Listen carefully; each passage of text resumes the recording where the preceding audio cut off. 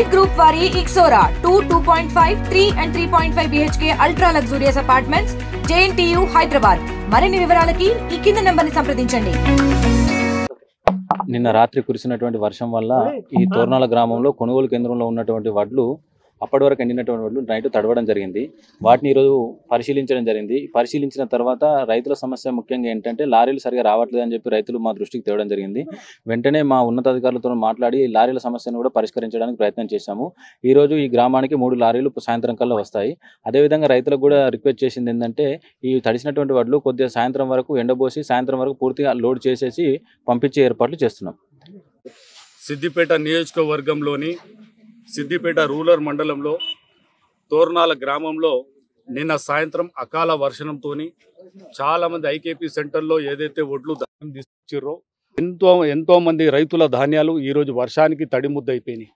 ఈ బాధ భరించలేక రైతన్నలు నాకు ఫోన్ చేసి చెప్పడంతోనే నిన్న సాయంత్రమే కలెక్టర్ గారితో మాట్లాడడం జరిగింది, అధికారులతో మాట్లాడడం జరిగింది. ఈరోజు పొద్దున్నే మేము ఇక్కడ తోర్నాల గ్రామాన్ని కూడా విజిట్ చేయడం జరిగింది. రైతన్నలందరూ చాలా బాధపడతా ఉన్నారు. అన్న మేము ఎంతో కష్టపడి పంట పండించుకుంటే ఈరోజు మా వడ్లన్నీ నానిపోయినాయి, మా పరిస్థితి ఎట్లా అంటే అందరికీ నేను ధైర్యం ఇవ్వడం జరిగింది. ఏ ఒక్క రైతన్న కూడా బాధపడవద్దు, ఏడొద్దు, ప్రతి గింజను ప్రభుత్వం కొంటుందని చెప్పి నేను వాళ్ళకు భరోసా ఇవ్వడం జరిగింది. మేము నిన్న కలెక్టర్ గారితో ఈరోజు పొద్దున కూడా మాట్లాడడం జరిగింది. Civil supply officer Tanuja madam గారితో మాట్లాడడం జరిగింది. డిప్యూటీ ఎంఆర్ఓ గారు వచ్చారు, అగ్రికల్చర్ ఆఫీసర్ వచ్చారు, తర్వాత డిఆర్డిఓ గారు అందరూ అధికారులు కూడా ఇక్కడ పర్యవేక్షించడం జరిగింది. ఏ రైతు కూడా బాధపడకుండా, ఏ రైతు కన్నీరు కార్చకుండా ప్రతి గింజను ప్రభుత్వం కొంటుందని మేము హామీ ఇస్తూ ఉన్నాము. ఏ ధరకైతే ప్రభుత్వం నిర్ణయించిందో ఆ ధరకే ప్రతి గింజను ప్రభుత్వం కొనే బాధ్యత తీసుకుంటుంది. రెండో సమస్య, ఇక్కడ లారీలు రావట్లేదని కూడా రైతన్నులు ఆవేదన చెందుతూ ఉన్నారు. నిన్నటి వరకు ఒక్కొక్క లారీ వచ్చింది, ట్రాన్స్పోర్టేషన్ ప్రాబ్లం ఉందని మా దృష్టికి రావడం జరిగింది. ఈ సమస్యను కూడా సివిల్ సప్లై ఆఫీసర్కు వెంటనే చెప్పేసి ట్రాన్స్పోర్టేషన్ వాళ్ళతో కూడా మాట్లాడి లారీలు రోజుకు 3 వచ్చే విధంగా కూడా చర్య తీసుకోవడం కూడా జరిగింది. మూడో విషయం, ప్రతి సంవత్సరం ఇక్కడ ఐకేపీ సెంటర్ చిన్నగా ఉండడం వల్ల వడ్లన్నీ రోడ్ల మీద నానబెట్టడం వల్ల ప్రతి సంవత్సరం ఏదో ఒక రైతు చనిపోవడం కూడా జరుగుతుంది, యాక్సిడెంట్ పాలవుతూ ఉన్నారు.